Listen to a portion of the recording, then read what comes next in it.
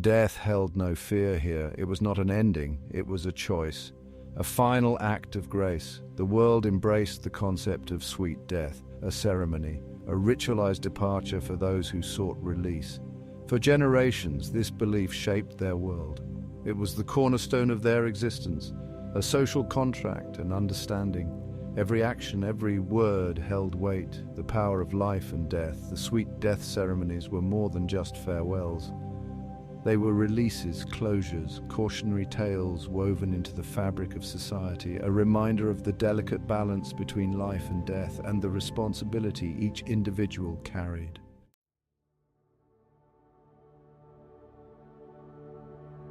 Fear was absent, not of the end, but of causing it.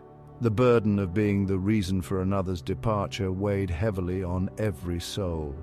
Crime was almost non-existent, a whisper, depression, a forgotten ailment, kindness flourished, empathy ran deep. The world seemed to hum with a harmonious energy. It was a utopia built on the foundation of consequence, a world where the choice to die held immense power. Generations passed, the world prospered, peace reigned. The ceremonies, once frequent, became rare, almost forgotten. The need for them seemingly vanished. Life, it appeared, had found its own equilibrium. But this peace was a fragile thing, a house of cards built on a foundation of fear, the fear of judgment, the fear of being the catalyst for another's final act.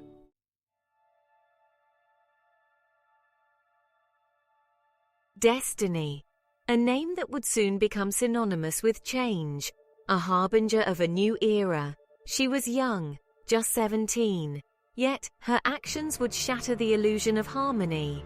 Her request for a sweet death ceremony echoed through the world, the first in over a decade. It was an anomaly, a crack in the carefully constructed facade. Whispers turned to murmurs, murmurs to anxious chatter. Why? Why would someone so young, in a world seemingly devoid of suffering, choose this path? What darkness lurked beneath the surface of their utopia? The world held its breath, waiting, watching, unaware that destiny's decision was not one of despair, but a spark, ignited to set ablaze the lies that bound them.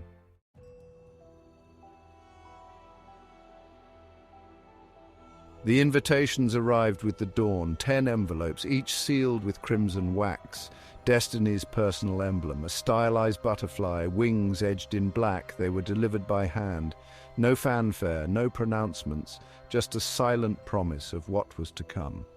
Inside, a single sheet of thick parchment, Destiny's hand, elegant and precise. The message, brief, unwavering, an invitation to her sweet death ceremony, a request, no, a demand, for their presence. Whispers snaked through the tranquil streets. Anxiety rippled through the hearts of those who received the ominous summons. To be named in a sweet death ceremony, it was more than an invitation, it was a judgment.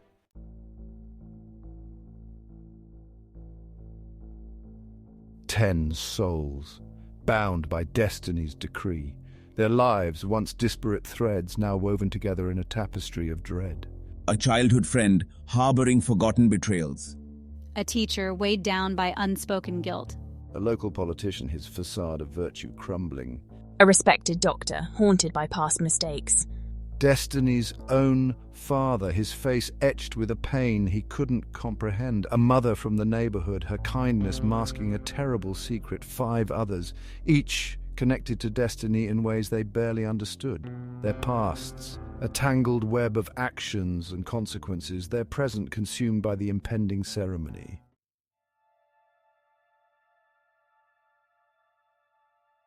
The day arrived under a shroud of grey, the sky a reflection of the unease that gripped the world. Thousands gathered, drawn by curiosity, by morbid fascination, by the need to witness the unravelling of their utopia. The 10 summoned guests were led to their places, front row seats to destiny's final act, their faces a mask of forced composure, their hearts a cacophony of fear and uncertainty.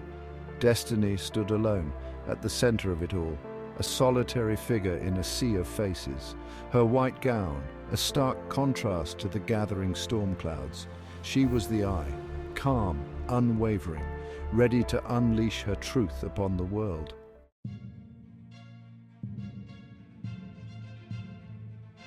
Silence, thick and heavy, it pressed down on the crowd, suffocating them with anticipation.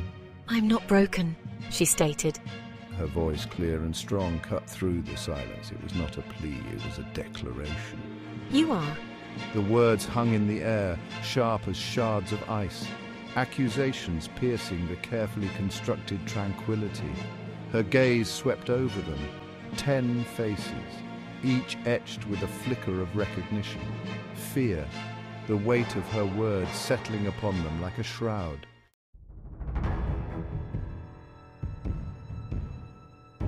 "You conspired to erase the ceremonies, to silence the whispers of consequence."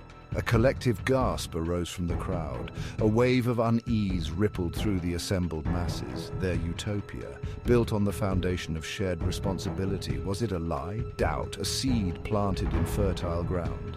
It began to take root, twisting its way through the hearts of the crowd. Had they been deceived, manipulated into a false sense of security? The 10 figures shifted in their seats, their discomfort palpable. They were pillars of this society, respected, revered, now stripped bare by a young girl's accusations.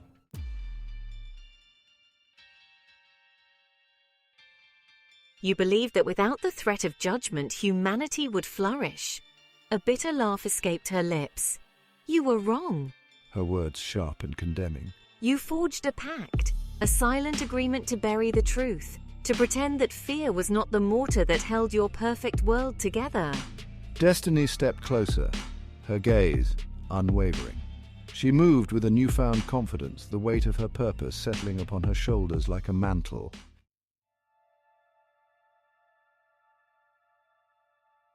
"You sought to control life by denying the power of death, and in doing so you condemned us all." The truth hung heavy in the air, unexpressed, unspoken but undeniable. The crowd, once unified in their belief, now fractured, divided. The 10 individuals sat frozen, trapped not by physical restraints but by the weight of their actions, their conspiracy laid bare for all to see. Destiny had spoken, the unraveling had begun.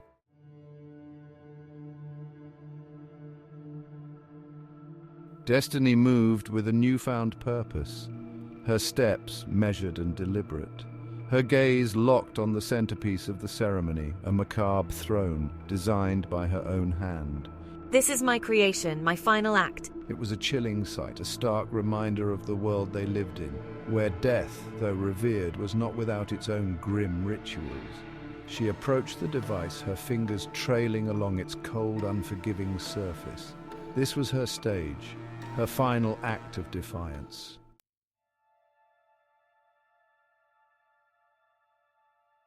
Destiny turned to face the crowd, her expression a mixture of sadness and resolve.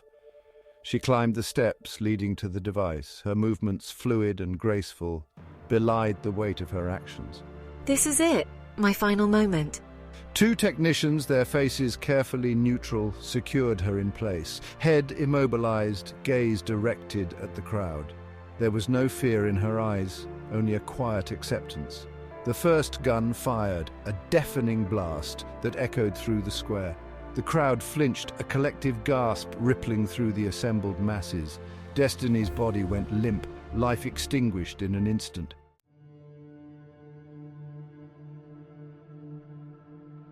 A collective gasp, a wave of murmurs swept through the crowd, but it was not over, not yet. "This is the price of silence." The second gun whirred to life. It swung back and forth, a pendulum of death. Its aim, precise and unwavering, it targeted the 10 individuals seated in the front row, the conspirators.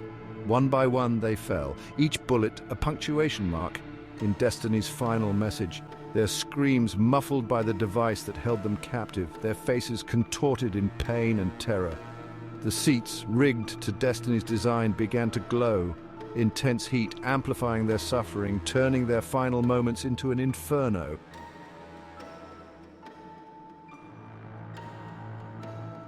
Section 4, Echoes of Justice. The gun fell silent, the smell of gunpowder and burnt flesh hung heavy in the air. A gruesome tableau, testament to destiny's unwavering resolve. The crowd remained motionless, trapped between horror and a strange sense of catharsis. Justice delivered in its most brutal form. Destiny's sacrifice had shattered the illusion.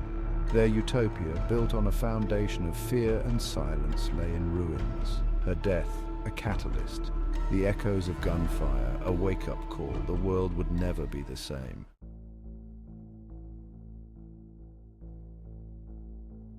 Section 1. A spectre in stone. Silence lingered, a heavy shroud over the square. The air thick with the metallic scent of blood and the acrid bite of gunpowder. The crowd, finally breaking free from the grip of shock, began to stir. Work began quickly. A monument to destiny, a stark, imposing structure rising from the heart of the square, a constant reminder of her sacrifice and the price of their silence. The monument was a chilling sight, a tall, slender obelisk of polished black stone. No inscription marred its surface. No words needed to convey the weight of its meaning.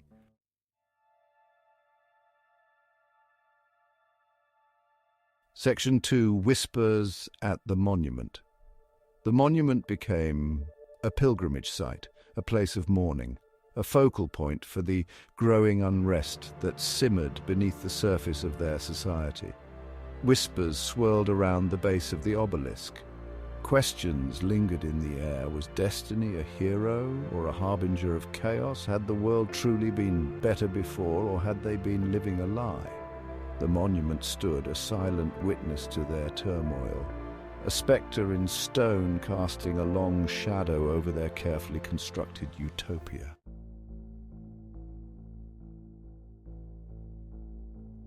Section 3. Shifting sands. The old order crumbled, the foundation of their society shaken to its core. The 10 empty chairs, a constant reminder of the void left behind. Factions emerged, each vying for control, each claiming to have the answers. Some called for a return to the old ways. Others, emboldened by destiny's sacrifice, demanded change. The balance of power shifted. The world, once predictable and safe, now felt like a ship adrift in a stormy sea.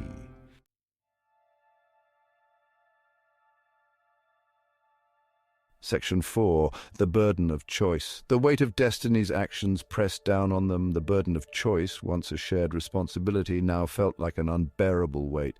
The world was changing. The old rules no longer applied. Destiny's sacrifice had opened a Pandora's box. What emerged would reshape their world, for better or worse. Only time would tell.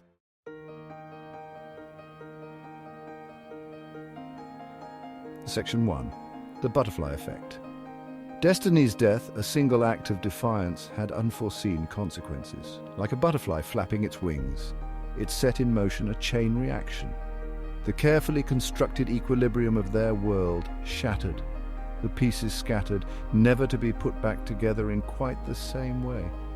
The fear that had been the bedrock of their society, the fear of judgment, the fear of being the cause of another's sweet death, began to dissipate. It was replaced by something else, a cautious hope, a yearning for something more than the sterile existence they had known. The sweet death ceremonies, once a source of both comfort and control, now seemed archaic, barbaric, a relic of a bygone era. The world grappled with this newfound freedom, unsure of how to navigate a life without the constant threat of consequence.